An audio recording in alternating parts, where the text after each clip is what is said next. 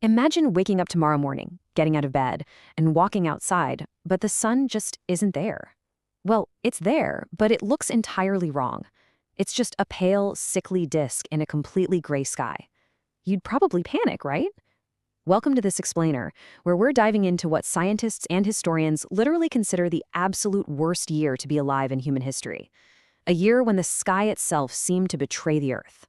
That year was 536 AD.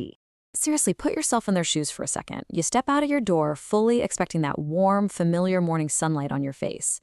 But instead, you're hit with a strange, permanent, suffocating haze. The sun is shining no brighter than the moon. At first, you'd probably just think, okay, weird weather day. It's just a really bad, overcast morning. You expect it to burn off by noon, but it doesn't. It doesn't burn off the next day either, or the next week. The tension just starts building and building as this eerie fog lingers for months. The days become unnaturally cold. Crops start withering and dying in the fields. Animals mysteriously vanish. Entire kingdoms are gripped by sheer terror because, and this is the most terrifying part, absolutely nobody has any clue why the world seems to be ending. Remember, we're talking about almost 1,500 years ago. There's no NASA, no weather satellites, no climate scientists to hop on the news and explain the phenomenon. For the people living across Europe, the Middle East, and Asia, this vanishing sun wasn't some neat scientific anomaly. It was nightmare fuel. To them, it was divine punishment, the literal end of days. And we know exactly how horrifying this was because the people who lived through it wrote about it. The historical records left behind from this era honestly read like dystopian horror novels. Take the Byzantine historian Procopius. He actually documented this terrifying haze, writing, quote, "The sun gave forth its light without brightness, like the moon." Just imagine living your entire life in that dim, shadowy, freezing twilight. But you know what? The darkness was only the beginning. What came next was the cold. When summer finally rolled around that year, the heat just never arrived. Instead of warm weather and harvest time, freezing temperatures brought actual snow during the middle of summer. And if you think that sounds like an ancient myth, it's not. Modern scientists have proven this climate shock. By looking at ancient tree rings, which literally stopped growing during this time, they confirmed that 536 AD kicked off the coldest period in 2 millennia. So the climate goes into total shock, and the dominoes start to fall. Fields that normally produce the food keeping everyone alive turned into barren, frozen graveyards. Farmers just had to watch helplessly as their crops die before they could even be harvested. Food supplies vanished overnight. Prices absolutely exploded, and an agonizing, unstoppable famine spread like wildfire across the known world. And the thing about famine is it's never just about being hungry.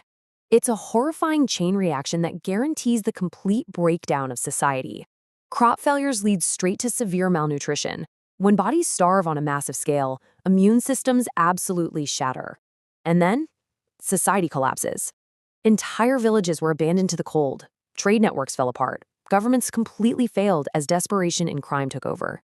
The darkness in the sky was actively erasing civilization. People were desperate. They prayed, they made sacrifices, they searched for any possible answer to the cold and the dark. But nature wasn't done with them yet. Just when you'd think humanity couldn't possibly endure another single ounce of suffering, a brand new nightmare arrived to strike an already broken world. Exactly 5 years later, in 541 AD, disaster struck again. A deadly pandemic erupted out of nowhere across the major trade routes. Today we know it as the Plague of Justinian, and it spread with terrifying speed through these densely packed, starving cities. It was brutal. Fevers, horrific swelling, unbearable pain. Many victims were dead within just days of feeling their first symptom. It brought the mighty Byzantine Empire completely to its knees.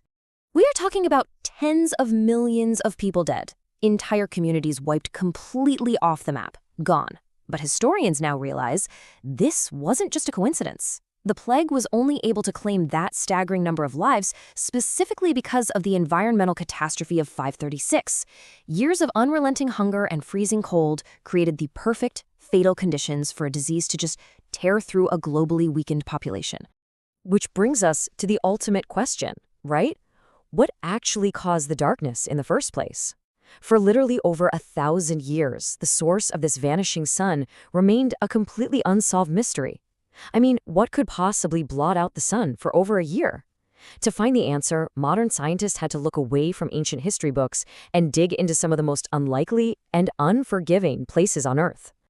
The breakthrough didn't come from some dusty archaeological dig. It came from ice. Researchers went deep into the frozen, desolate landscapes of Greenland and Antarctica. They drilled down and pulled up these massive, deep ice cores, essentially looking back in time. And trapped inside ancient layers of ice, dating exactly to the mid-6th century, they found the killer. The clues trapped in that ice were totally undeniable. They found tiny, microscopic particles of volcanic ash, millions of them. This pointed directly to a colossal, apocalyptic volcanic eruption, most likely in Iceland or North America. The blast was so incredibly violent that it ejected massive quantities of ash and sulfur way up high into the stratosphere. It essentially acted like a gigantic planetary sunshade, literally reflecting the sun's light back into deep space. The Earth had been encased in what scientists call a volcanic winter. The sun hadn't actually died or disappeared at all, it was just blocked. That massive atmospheric shield of sulfur blocked its rays, suffocated the growing seasons, and froze the world. But to the people living through it on the ground, shivering in that endless gray fog, the sun was simply gone.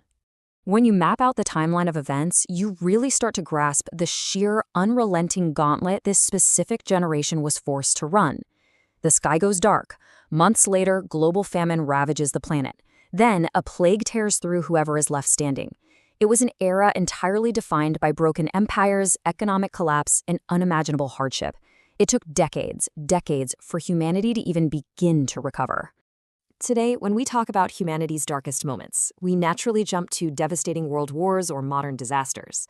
But very few people remember this terrifying stretch of history where human civilization literally stared directly into the abyss. It was the year the sky went dark, the harvests failed, and we were pushed to the absolute brink of extinction. So what's the takeaway here? Well, the next time you step outside your front door and feel that warm sunlight hitting your face, take a second to remember the people of 536 AD. They lived beneath a suffocating sky, having no idea if human civilization would ever see the light again.